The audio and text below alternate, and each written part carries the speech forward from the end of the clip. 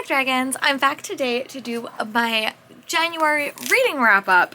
So I'm gonna do this. First, I'm gonna focus on stats. I have started using Cassidy's spreadsheet, so I do have some stats for y'all, and we're gonna get to that. So I'm gonna give you guys like my spreadsheet stats, and then I'll give you guys my like Goodreads stats.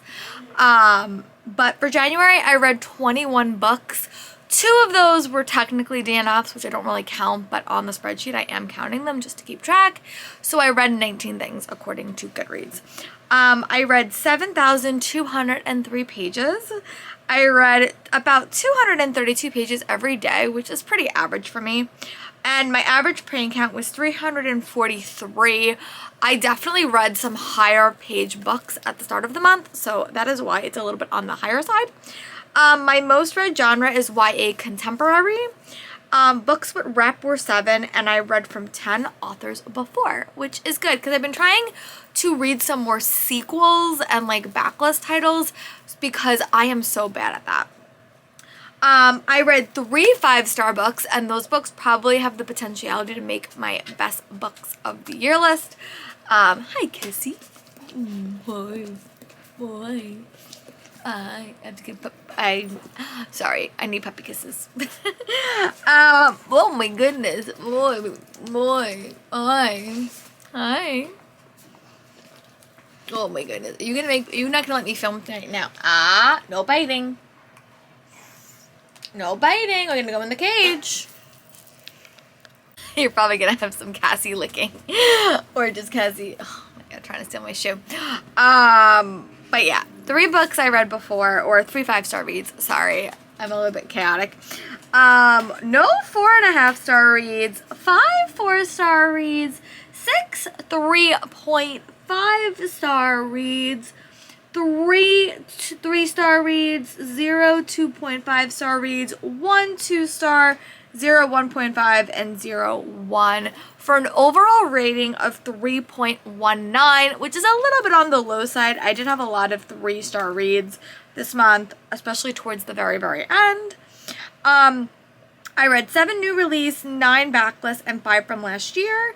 I read 7 physical, 9 audiobooks, 0 mixed media, and 5 ebook. I think I did read a couple mixed media, honestly, like Tattered Stars, and I had to get better at tracking that, which I never really do that, but this month I was having some distraction issues.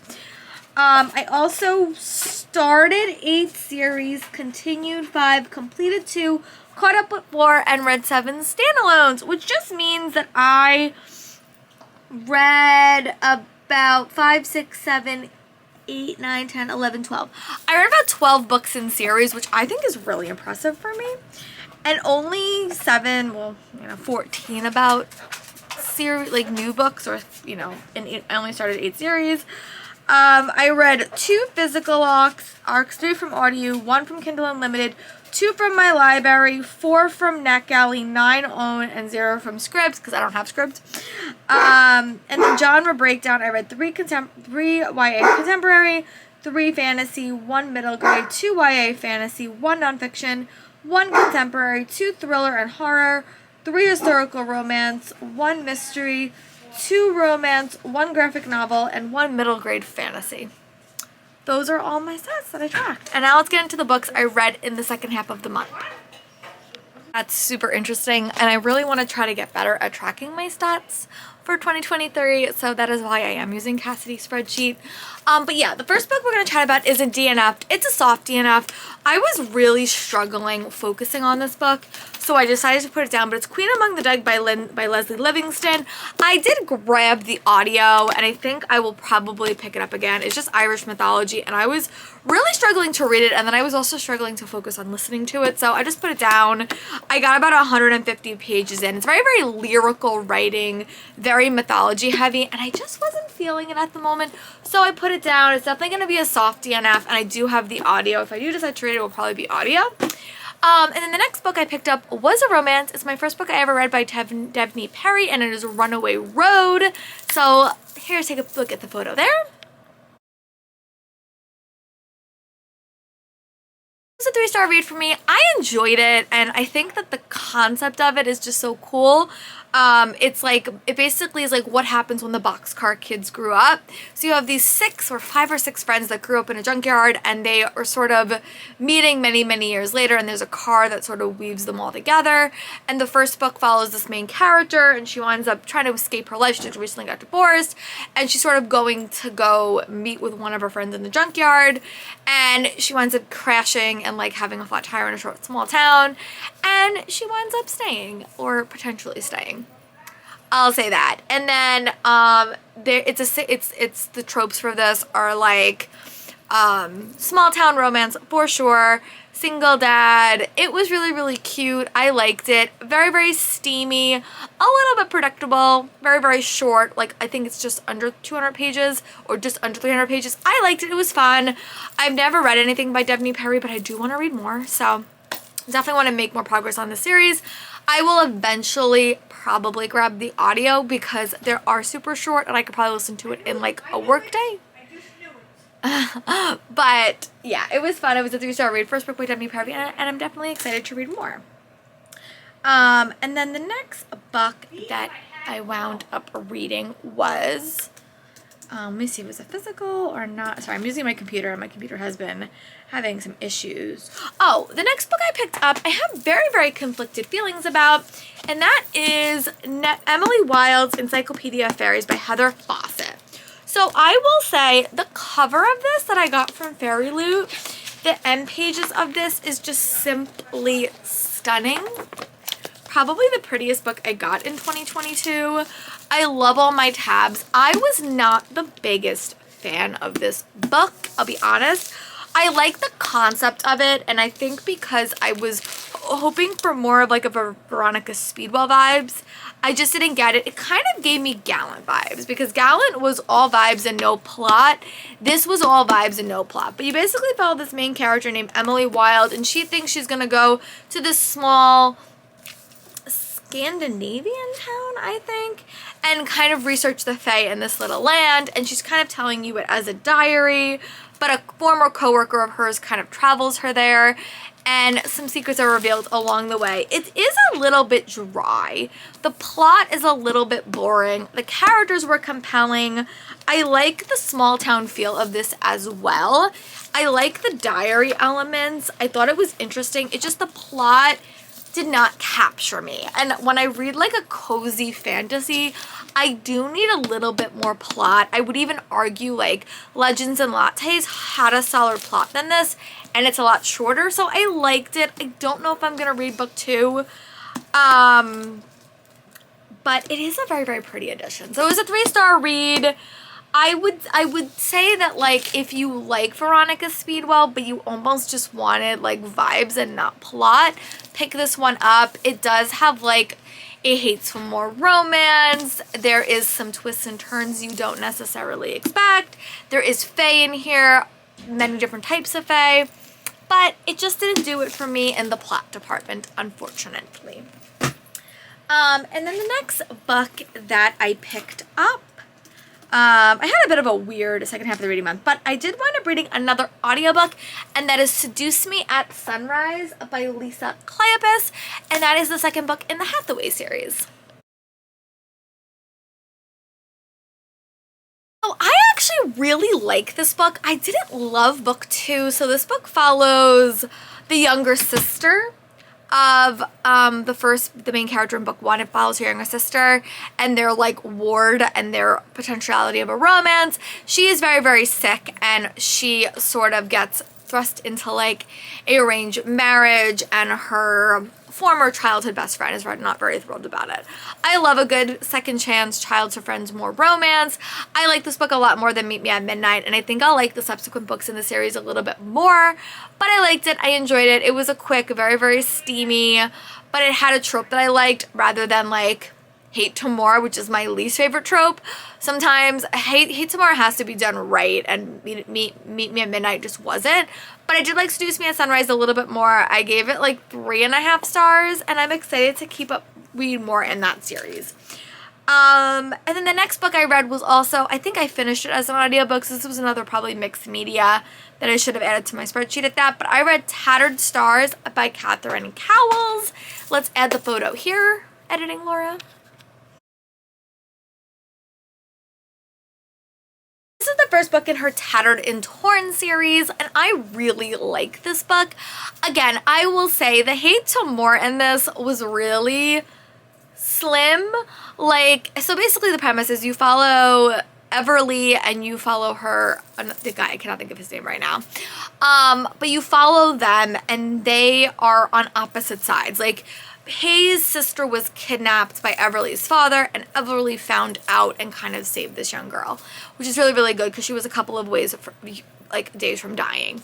And then it flashed forward like 10 to 20 years later, and she is back. Her mom has recently passed away. She left her the farm, and she wants to turn it into an animal sanctuary. And Hayes is very upset that she's back, and he's worried that like what this is going to mean. So it's pitched to me as like hate to more. It's like, I don't know what it is. It's not really hate to more. They're like, he like has like one like off encounter with her and tells her to like leave, and then after that he becomes like pretty obsessed with her. So I don't know what I would classify this trope at. The trope element of it really was lacking for me, but I did enjoy it. It was a small town vibes. I liked all the side characters, but they all get their own book subsequently. I'm actually reading book 2 right now. I'm about to finish it as I'm editing. But yeah, I enjoyed it. I gave it 3 stars. I really do like Catherine Cowell's writing. She does small town with a bit of mystery suspense. I didn't predict the mystery suspense in this one. I like that twist. I thought it was going to go in a totally different direction. But yeah, I enjoyed it. So I gave it 3 stars, and I definitely am happy to keep reading the series because I'm reading it right now. But yeah, that's my thought on Tattered Stars by Catherine Cowell. Sorry, I'm looking down, but if I don't, I'm going to forget what order these books are in. And that would be bad. The next book I read is another one that I don't know how I feel about it. So on my spreadsheet, it says it's like a 3-star. It might be 3.5. I will say As Good as Dead by Holly Jackson. I did finish it. I read it. I felt like book 1 and book 2 were a lot stronger in this series. And maybe it's because as the series went on, Pip became really unlikable and started doing things that like made her really unlikable and also made her a bit of an unreliable narrator, especially in this book.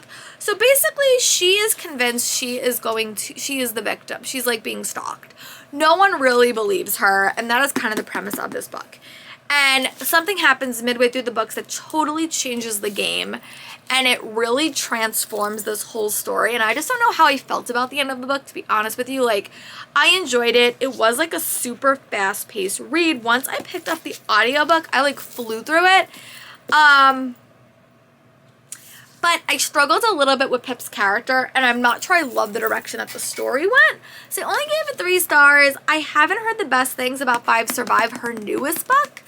And also for me reading this, like I read book 1, I got an arc of it at ALA before COVID, and then I read book 2 published in England, and then I went back to this version, and the books were published, like the American books were set in America and the English books were set in England, so I think the setting, like the couple of like little elements just changed a little bit. I liked it. I gave it 3 stars. I think I definitely prefer book 1. Book 1 was definitely my favorite. Book 2, a close second. This book just was not everything I wanted it to be, and I don't think I felt as connected to the twists. But again, I struggle with unlikable characters, and I struggle with twists like this, so maybe it's just me. I know Meg Witta Books really liked the series. It's like her favorite thriller series of all time. But I don't know. I liked it. I didn't love it, and that is my thoughts. Let's move on to more books that I read in January. Again, sorry, I'm looking down, but that is where the book order is because I don't have that much of a memory. And then the next book that I read was another physical book. I was trying to get better at reading some of my e-arcs. So I picked up Never Ever Getting Back Together by Sophie Gonzalez. This was a fun read, and I really am happy that I picked it up. So basically you follow these 2 characters. You follow Maya and Sky, and they have both dated Jordy, and Jordy's like adjacent to a prince. Like his sister married a king or a prince. She's gonna be the next queen, and he is like the prince apparent. And he gets listed to this reality show where he's gonna sort of redate all his exes, and his 2 exes wind up going on the show. This book did hate to more great, and inadvertently the 2 girls wind up falling for each other, which I thought was a really, really fun premise. Now, I read a book like a similar concept, not like a dating show, but with like the girls fall for each other and the boy is like a band, like, you know, she doesn't choose the boy. And I really like the boy character in that story, so I sort of felt bad for him. And that was Too Cool for Summer by Danielle Adler. I really liked the book. This book I like hated Jordy. I think he was like the horrible character. So like you really did want Maya and Sky to get together, and you felt that. But Maya, I think it was Maya. Was Maya? Yeah, I think Maya was the one that was like really obsessed with revenge throughout this whole book, and that sort of threw a wrench into it. There was a lot of fun side characters in the story as well, so I gave it like 4 stars. It was great, and I want to read more by this author in the future. She has a couple of LGBTQ plus stories that I really want to read. So yeah, I gave it 4 stars and I really enjoyed it. The next book I read was one that I got for a blog tour, and that is The Dragon Head, and I will attach a photo here. I will say, I gave this book 3 stars for review. I struggled with this one a little bit, but I think this is definitely more of a me thing. I've always struggled with adult fantasy, and this is like history-based adult fantasy, and it is written about Chinese like history. I just didn't feel that connected to the characters, and the plot was just a little bit meandering for only being like 300 pages. So I gave it 3 stars. I think that if you like books about ancient China, if you like books with a history approach, if you like books with a lot of different point of views, you would probably like it. I just didn't think it was my cup of tea, but it was a review. I don't normally rate review arcs that low. I gave it 3 stars. If it's something you'd be interested in, there is a review on my blog that you guys can go check out for information about the book. But for me, it was a little bit of a letdown, a little bit of a miss, but I struggle with adult fantasy sometimes, and this is definitely one book that I did struggle with. And then the next book that I picked up was The Moth Keeper by Kay O'Neill. This is the author that wrote the Tea Dragon Society series. This does not come out in March. I'm actually on a blog tour for this, so I picked it up to make sure that I was read it in time because I've been bad at my blog tour books recently. But I thought this was super cute. I thought it was a nice coming back. I think it's going to be a fascinating read for people, and I liked it. But you basically follow this main character named Anya, and she becomes the next moth keeper in this little society, and her society is very much founded on darkness. So the moths are like almost like their light source, and she's very, very protective of them. This book deals with a lot more interesting topics. Like there is definitely an LGBTQ plot line potentially throughout it with all the side characters.